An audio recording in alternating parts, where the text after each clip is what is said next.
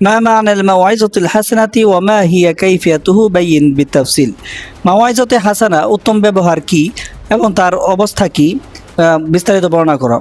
অর্থ: আল মাওয়াইযাতুল হাসানাতি ওয়া মা'নাহা, উত্তম উপদেশ ও তার অর্থ।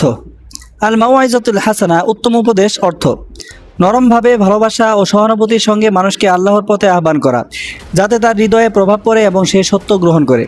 কুরআনুল কারীম থেকে প্রমাণ: উদু ইলা সাবিলি রাব্বিকা বিল হিকমাতি ওয়াল মাওয়াইযাতিল হাসানাতি ওয়াজাদিলহুম বিল্লাতী হিয়া আহসান।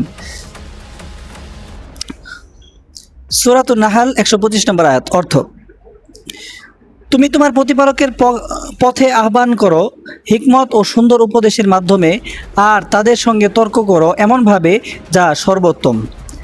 হাদিসসমূহ: আল হাদিসুল মুতাআল্লিকাতু বিল মাওয়াইযাতিল হাসানা, মাওয়াইযাতুল হাসানাতু সম্পর্কিত হাদিসসমূহ। 1 নম্বর, নরম ব্যবহার সম্পর্কে। قال رسول الله صلى الله عليه وسلم إن الرفق لا يكون في شيء إلا زانه ولا ينزع من شيء إلا شانه। رواه মুসলিম 2594 নম্বর পৃষ্ঠা।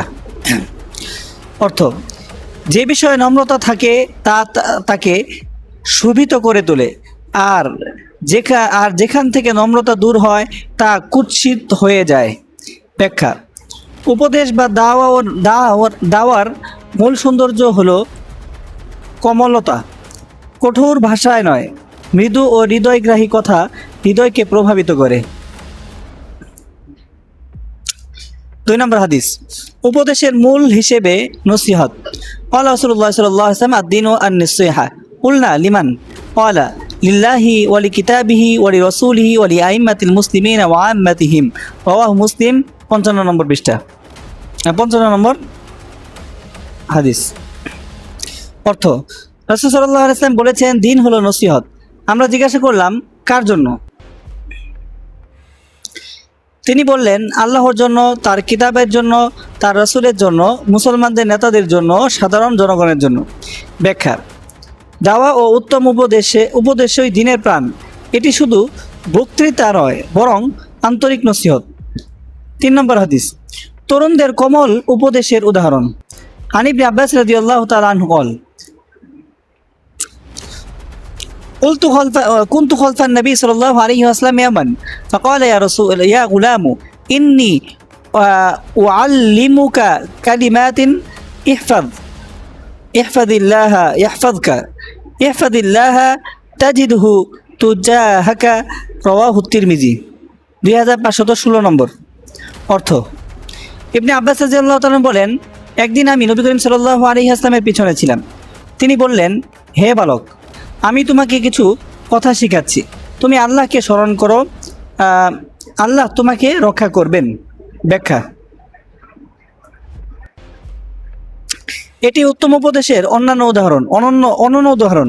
নবী করিম সাল্লাল্লাহু আলাইহি ওয়াসাল্লাম কোমলভাবে শিক্ষা দিয়েছেন, কোনো কঠোরতা ছাড়া।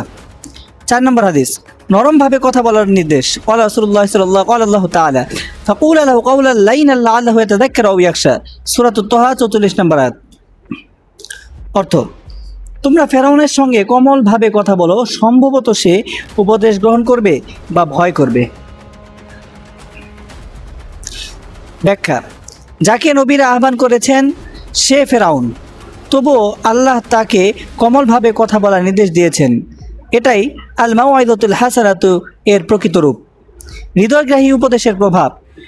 আনির আরবাদ ইবনে সারিয়াতিন রাদিয়াল্লাহু তাআলা আনহু قال وعدنا رسول الله صلى الله عليه وسلم موعظة بليغة وجلت منها القلوب وذرفت منها العيون। رواه আবু দাউদ 4607 ও তিরমিজি। অর্থ: আরবাজ ইবনে সারিয়া রাদিয়াল্লাহু তাআলা আনহু বলেন, একদিন রাসূল সাল্লাল্লাহু আলাইহি ওয়াসাল্লাম আমাদের এমন এক উপদেশ দিলেন যা ছিল অত্যন্ত প্রভাবশালী। আমাদের হৃদয়ে ভীত হলো, চোখ অশ্রুসিক্ত হলো। ব্যাখ্যা: এটি প্রমাণ করে যে প্রকৃত মাওয়াইযাতুল হাসানা হৃদয়কে কাঁদায়, আত্মাকে জাগিয়ে তোলে। সংক্ষিপ্ত উপসংহার: আল মাওয়াইযাতুল হাসানা হলো মানুষকে আল্লাহর পথে আহ্বান করা, কমলতা ও ভালোবাসা ও আন্তরিকতার সঙ্গে। এর ভিত্তি কোরআন ও হাদিসে উভয় আছে। এ পদ্ধতিতে উপদেশ দিলে মানুষের হৃদয় নরম হয়, ঈমান জাগে এবং সমাজে আল দাওয়ার ফলাফল সুন্দরভাবে প্রকাশ পায়।